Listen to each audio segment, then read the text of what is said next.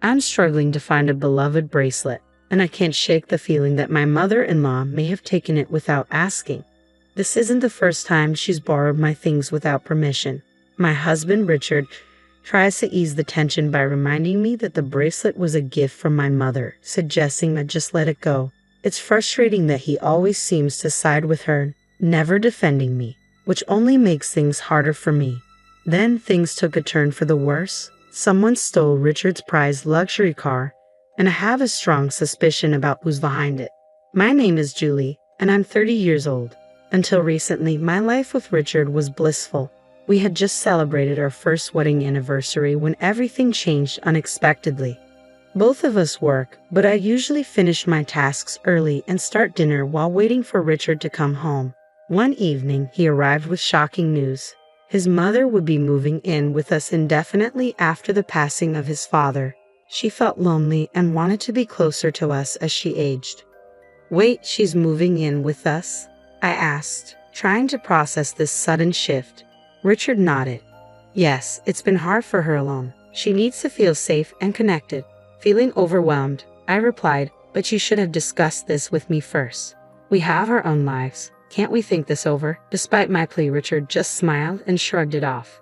"It's fine. She just wants to be with us and feel secure. I understand she might be lonely and scared, but you made this big decision without consulting me.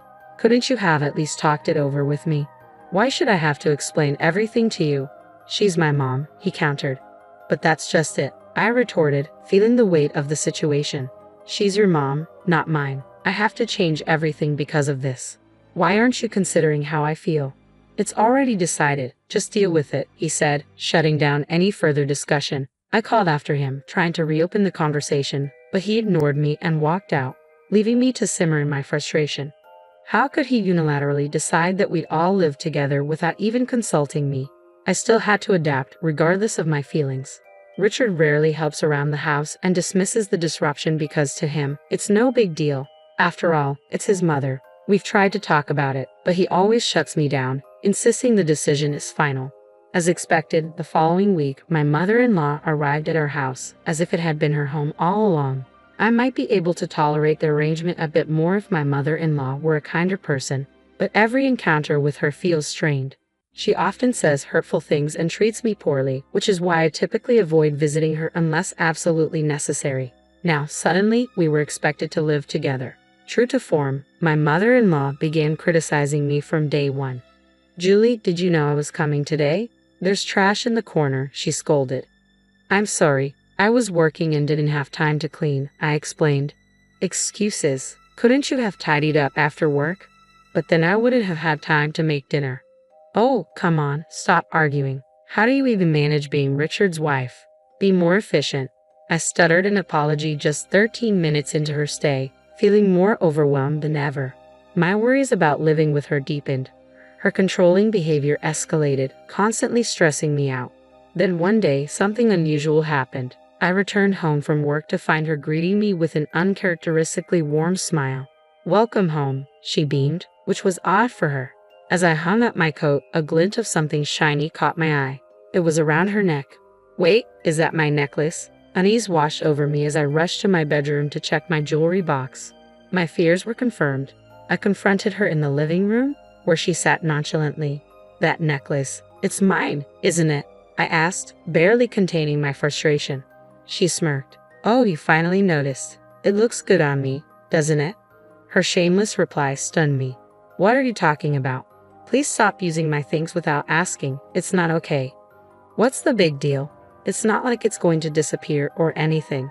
Stop complaining and get dinner ready. Richard will be home soon." She dismissed me. As I prepared dinner, she continued to meddle, increasing my stress. That evening, I reached my limit and knew I had to talk to Richard about it. "Hey Richard, can we talk?" I asked as he walked through the door. "What's on your mind?" he inquired casually. "Today, I found your mother wearing my necklace. She never asked for my permission." I took a deep breath, trying to keep my voice steady. "Oh, so you're saying she went to my room, opened my jewelry box, and just took it? Isn't that a bit of an exaggeration?" Richard's skepticism was immediate. "How am I exaggerating? This is exactly what happened," I responded, my frustration brewing. Come on, I'm sure Mom didn't mean any harm. He tried to downplay the situation. A surge of anger washed over me at his automatic defense of her. Struggling to remain composed, I continued, hoping to make him understand. So, you think it's okay for her to just walk into my room and take my things without asking? A normal person would at least say sorry. Well, Mom probably just saw something she liked and grabbed it, he replied dismissively. But that's not really the issue here, Richard. You need to talk to her about respecting my space. I insisted. What's telling her off going to change? He shot back. But you're her son. She might actually listen to you. You need to handle this, I pressed, hoping he would grasp the gravity of the situation. Okay, fine. I'll talk to her, he finally conceded, though reluctantly. However, by the next morning, it seemed Richard had completely forgotten our conversation. I shot him a few irritated looks over breakfast, but he never brought it up with his mother. Since then, my mother-in-law had started using my belongings freely, treating them as if they were hers to borrow without needing permission. My complaints fell on deaf ears, and with no locks on any of the doors, confronting her felt futile. If this continued, I feared I would start losing my belongings permanently. I realized I needed to devise a strategy to stop her intrusive behavior. Then one day, something happened that I couldn't overlook or forgive. My late mother's bracelet was missing. I had planned to wear it to meet a friend, and it was a treasured piece I held dear. I had kept my late mother's bracelet hidden in a secret compartment on my desk instead of my jewelry box, but now it was gone. The only person who could have taken it was my mother-in-law. When I confronted her firmly about the missing bracelet, she casually admitted to taking it. "Oh, that bracelet? I just borrowed it," she said with a nonchalant tone. "No, give it back right now," I demanded. Urgency and frustration cleared my voice. This wasn't just any item. It was a precious connection to my late mother, and I couldn't stand to see it treated so carelessly. "I need it back immediately," I insisted. "I can't do that," my mother-in-law replied coolly. "Why not?" My heart raced. "Because I sold it," she confessed, her tone utterly casual. "What? You sold it? Are you joking? Who sells someone else's belongings?" I was utterly shaken but tried to keep my composure. "Stop joking around and give it back now," I pressed, hoping she was just teasing. "I'm not kidding. By the way, I've sold most of the things I've borrowed from you too," she added, dropping another bombshell. "What were you thinking?" I exclaimed, incredulous as I faced my mother-in-law. Just then, my husband Richard walked into the room. "Richard, listen to this. Your mom sold my bracelet, the one that belonged to my late mother. Plus, she's been selling off most of my things without asking." "Is this true?" Richard asked his mother, disbelief crossing his face. My mother-in-law stuck out her tongue playfully, seemingly unfazed. "I'm on a fixed income, you know. I didn't want to be a burden, but I can't make ends meet without a little extra cash," she replied, trying to justify her actions. "You've got to be joking. Who gave you the right to do that?" I shot back, my patience wearing thin. "Don't get so upset. I didn't mean any harm," she said, downplaying her actions. "If you meant no harm, you wouldn't be selling other people's things," I retorted, anger bubbling beneath the surface. "That's because," she started to explain, but I cut her off. "Where did you sell it? Get it back right now." Just then, Richard yelled, "Enough is enough." To my surprise, he wasn't glaring at his mother. He was looking at me, confusion and hurt in his eyes. "Why are you yelling at me?" I asked, taken aback. "Your mom took my bracelet without asking." "Be quiet. I did it for Mom," he shot back, frustration lacing his voice. "For Mom? Seriously, why should I give up my precious things for her?" I retorted, my voice rising in frustration. "Because it makes Mom happy. She's your mother-in-law. Show some respect and just do as you're told," Richard replied, siding with his mother. I was utterly dumbfounded and deeply hurt. How could my husband not see the unfairness of the situation? How could he expect me to simply comply and sacrifice my precious belongings for his mother's happiness? This whole ordeal was becoming unbearable. I could no longer endure his mother stealing from me or Richard's unwavering support of her. I was at my breaking point. Fueled by escalating anger, I shouted, "That's it. If you won't take this seriously, maybe we should just get a divorce." My voice trembled with emotion. "Stop joking about divorce," Richard retorted, clearly not taking me seriously. "I'm not joking, Richard. I'm dead serious," I replied, my determination unmistakable. Fine, whatever. I'll get the divorce papers today, he said dismissively. Fine, if that's what you want. I'm okay with it, I shot back, equally resolute. As we argued, I caught a glimpse of a satisfied smirk on his mother's face.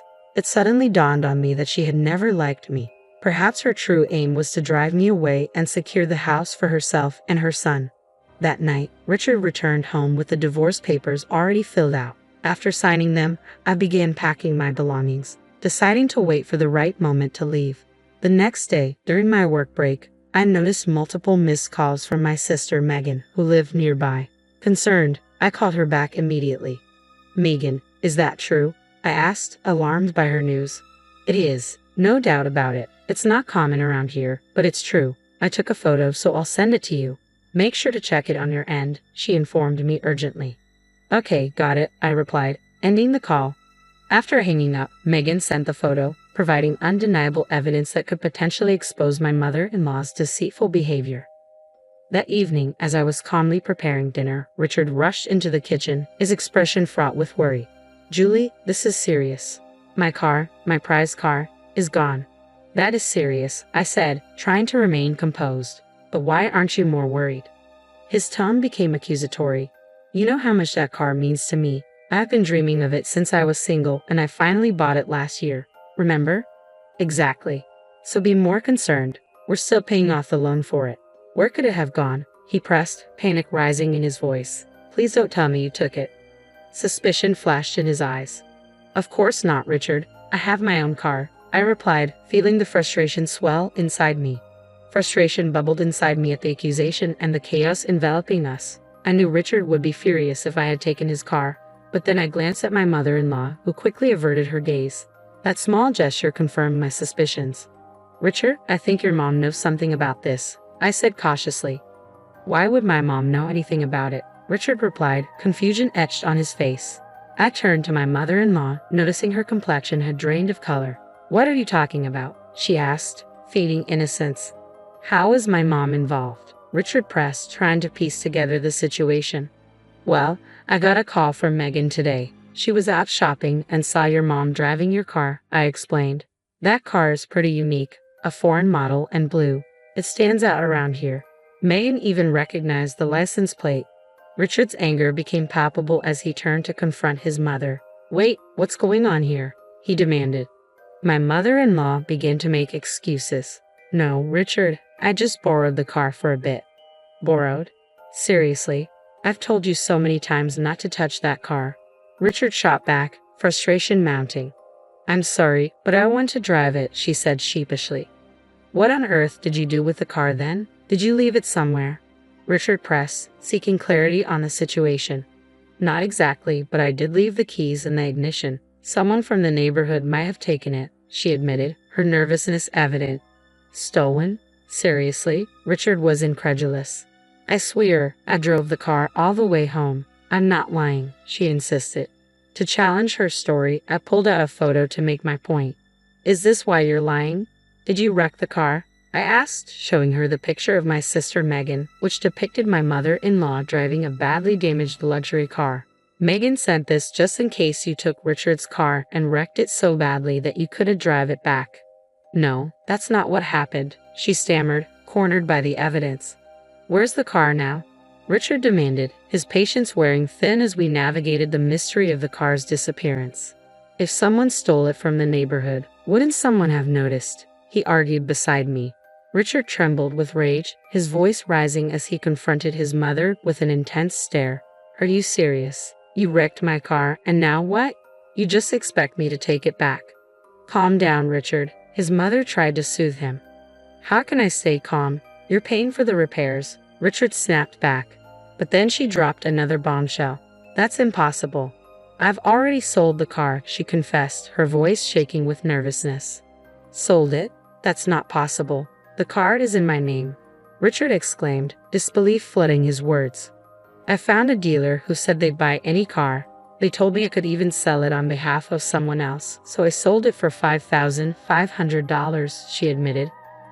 Richard was a case. The luxury car he cherished, one that could easily fetch hundreds of thousands, had been sold for a mere fraction of its value. His mother had been duped by a shady dealer who took advantage of her ignorance about the car's true worth. When Richard grasped the full extent of what had happened, his fury erupted. "You've got to be kidding me. Do you realize how much that car meant to me?" "I'm sorry, Richard. I'll give you back the $5,500. Please forgive me," she pleaded, regret lacing her voice. $5,500 isn't even close to enough. "Get out," Richard commanded, his tone stern and unyielding as he forcibly ushered his mother out and locked the door. Turning to me, his demeanor shifted to one of defeat. "I never thought Mom could cause so much trouble. I'm sorry for not supporting you earlier," he admitted. "Finally, you understand. Don't worry, now that she's gone, I'm over it. Let's move forward happily together," I replied, trying to find some solace in this resolution. "No, we won't," I declared firmly. "I want a divorce." Richard's face drained of color, and he clung to me in bewilderment. "Wait a second. I already kicked Mom out. Why divorce now?" "Don't you get it?" His voice was a mix of desperation and confusion, struggling to grasp why getting rid of his mother hadn't mended the deeper fractures in our relationship. "I've reached my breaking point, Richard. This divorce isn't up for discussion anymore. I'm done trying to repair this relationship. Too many times you've sided with your mom over me, and it's simply not fair." "You're being overly harsh," Richard countered, clearly taken aback by my resolve. "That's ironic coming from you," I shot back. "When I needed your support, you did nothing. It felt like you cared more about your mother's comfort than our marriage. My feelings for you have soared just like they have for her." "Julie, please calm down and rethink this," Richard implored, desperation lacing his voice. "This entire situation stems from your choice to prioritize her over us. Remember that. I'll never forgive you for it." "And what happened to the car?" "You brought this upon yourself," I asserted, my anger palpable. "If you believe that's unfair, then I hope you find the mortgage and car payments overwhelming. You've earned every bit of hardship that comes your way."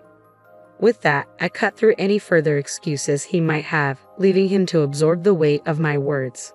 Grabbing my bags, already packed and ready, I made my way to City Hall to file for a divorce, severing our ties permanently by deleting all his contact information. Later, I confronted my mother-in-law, demanding compensation for selling my belongings without my consent. She reluctantly agreed, now burdened with her financial obligations to Richard. Richard was left to manage the repercussions alone, weighed down by loans and a lifestyle drastically different from before. No more therapeutic drives, just days filled with regret. I moved into an apartment near my job, embracing the tranquility and independence of single life. With my newfound financial freedom, life felt much more serene. Today, on my day off, I might even drive to the beach and bask in the true essence of freedom. I'm fully committed to making the most of this new chapter in my life.